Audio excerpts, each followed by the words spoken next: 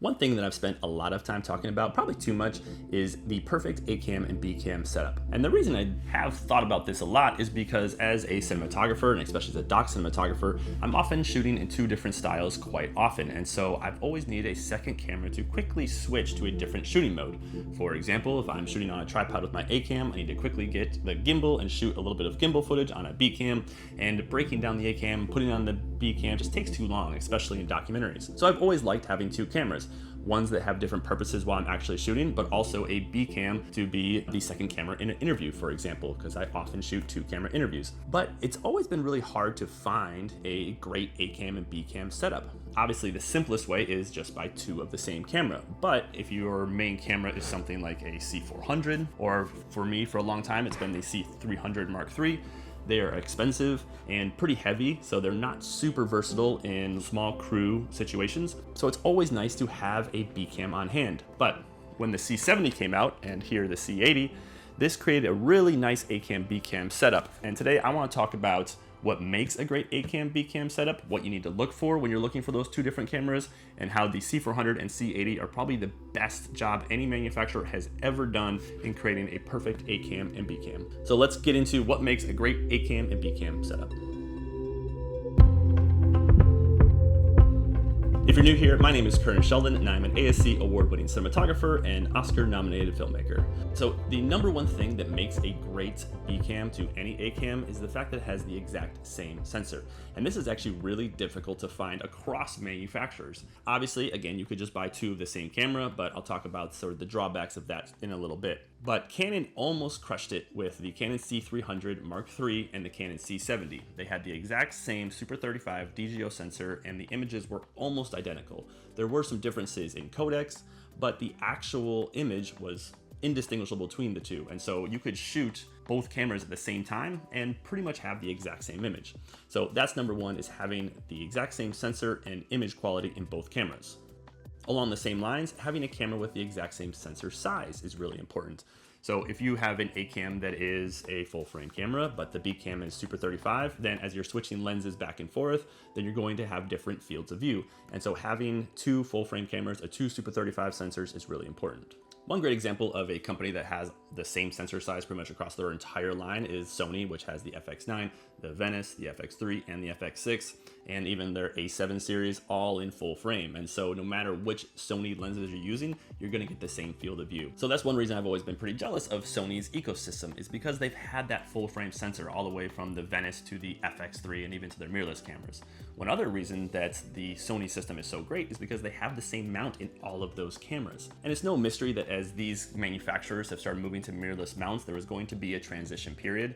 But having the same mount is so useful because it's easy to use the same adapters or the same native lenses. That just makes switching between your A cam, B cam that much easier. So while I love the Canon C300 and Canon C70 as my A cam, B cam setup because of their exact same sensor size and image quality, having different mounts was a bit of a problem because I wanted to use the newer and higher end RF lenses, for example, this beautiful 24-105 2.8, but I could only use this on the C70, which seemed silly to get a $3,000 lens when my A cam couldn't even use it. So I just did the Canon Speed Booster for a while, but then if you do that with the Canon C70, then you're having a wider field of view on the same lenses than you could ever get on the Canon C300 because you can't speed boost EF mounts. So there is some problems and struggles with certain A cams and B cams, and when they have the exact same mount, those problems go away. The next thing that makes a great A cam B cam is having similar resolution. Now, if you're using two cameras that have the exact same sensor, that's already in the bag. They're gonna have the exact same sensor like the C400 and C80 do, which are this nice 6K native sensor. Or the C300 and C70 both have a pure 4K sensor. But if you're using something like a DJI Ronin 4D that has an 8K sensor, then finding another camera that also has 8K, even if you're downsampling that to 4K to match that detail, is really important. Another thing I'm always looking at when I'm deciding on a A cam and B cam is to have different use cases.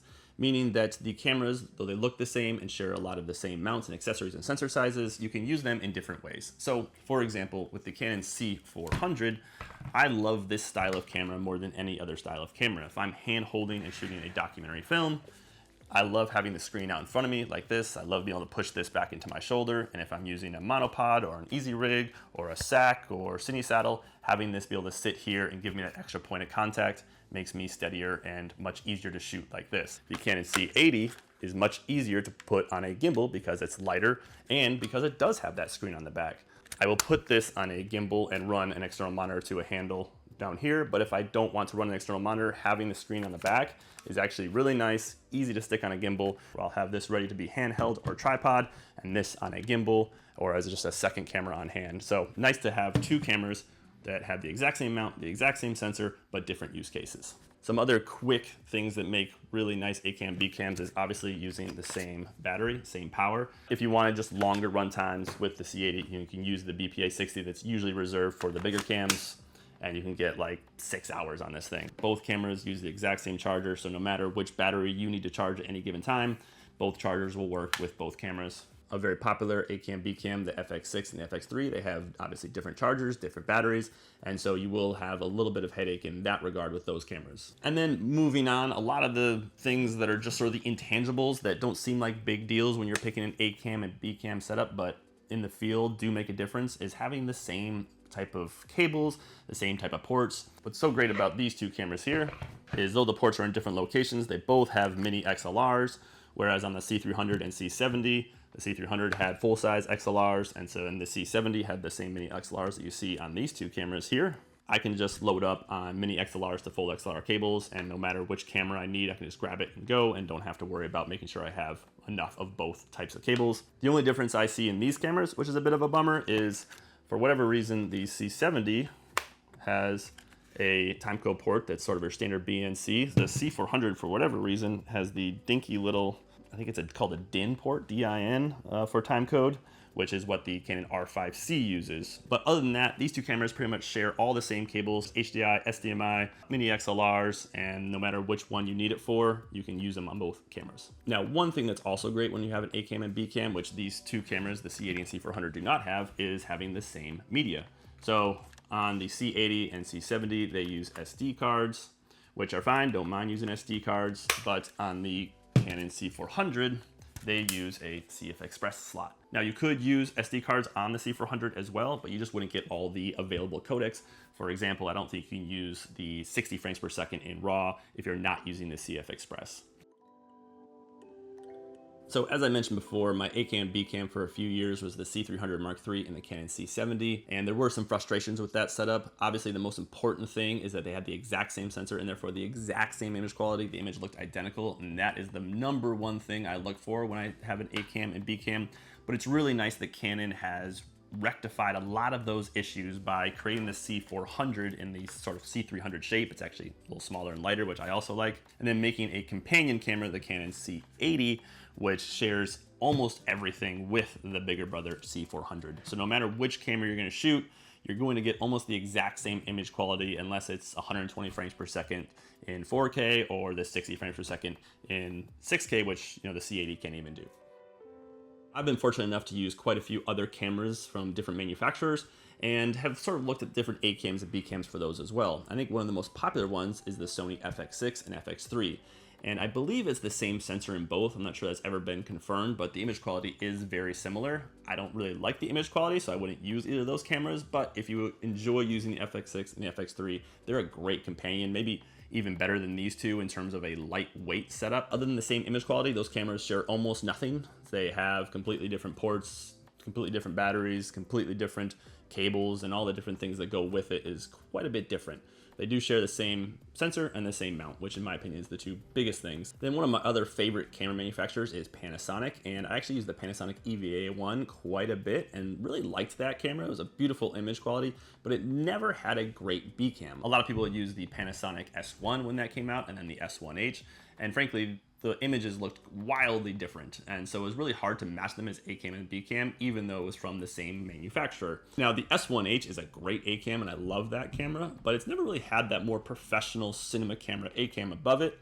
And because it has an OLPF and is just a more beautiful camera, the other cameras below it, the S1, the S5 2X, have slightly different images to them, and so there's a little bit of different rendering to it. So they're not perfect matches, but generally work pretty well. On a recent documentary shoot, I used the Arri Alexa Mini, which If you have used Arri, you know there's no great small B cam for any of their cameras. They generally just make the big cinema cameras, and the Alexa Mini is actually the small B cam. That's why it's called a Mini. But I did use the Canon C70 a lot, which I'm shooting on right now, and matched pretty darn well. The C70 with that DJO sensor, with the Super 35 sensor, matched the Alexa Mini really, really nicely, and I think is actually a fairly great companion to those higher end cinema cameras. Now, one camera I've talked about quite a bit on this channel that I absolutely love, currently own, and I'm currently shooting a feature doc on is the DJI Ronin 4D. And my only frustration with the 4D is a lack of a B cam. DJI has a slightly different color science than a lot of the other brands. And if you are on a feature doc and have a great colorist who's going to color all the footage at the end of the film,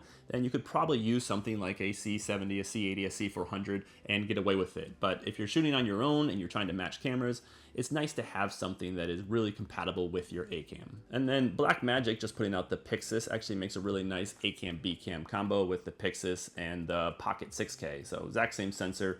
And so you could use those in slightly different use cases, though. Because they're both small and light, I'd probably just get 2 Pixis or 2 Pocket 6Ks and just build it out differently. All right, one more note on DJI. I just got this little camera that I'm gonna do a whole video on, but let me grab it. Now, this would be a perfect B cam to the Ronin 4D. It's called the DJI Osmo Raw, and it's the Ronin 4D's predecessor. And it is this tiny little handheld gimbal. It's like an enlarged Osmo Pocket 3, but there are a lot of issues with this.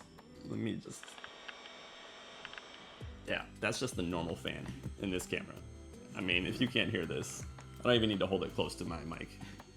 But I would love if DJI put out something like a mirrorless camera. Hold on.